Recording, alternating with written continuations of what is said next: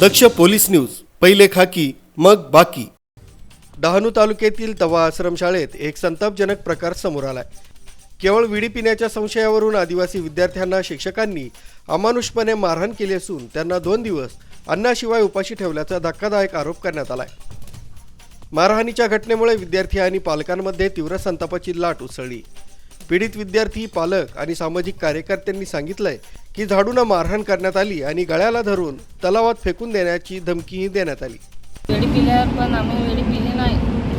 2 दिवस आम्हाला जेवायला नाही दिलेला आणि आम्हाला मारलं, फार मारलं। याचे गळ्याला धरलं ना, बोलतो काही साताऱ्याला नेऊन टाकेन असं बोलतो। झाडू खाल मारलं, चावणे दिले।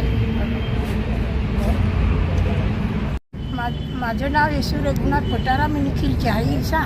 मला मुलाने फोन करून म्हणजे सांगला का मी बिडी पिली, लग्नात जातो आणि तो येऊन ना मारायला लागला।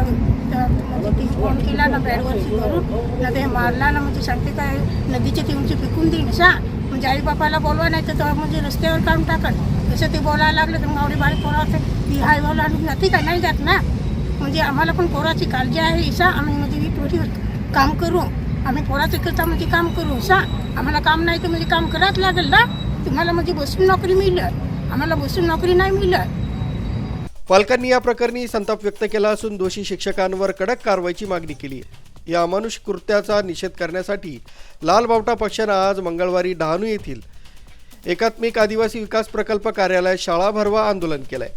संबंधित शिक्षकांचं निलंबन करावं, त्यांच्यावर गुन्हा दाखल करावा आणि या प्रकरणाची सखोल चौकशी करण्यासाठी स्वतंत्र समिती नेमावी अशी मागणी आंदोलकांकडून करण्यात आली। मनेश भोईर, दक्ष पोलीस न्यूज, पालघर।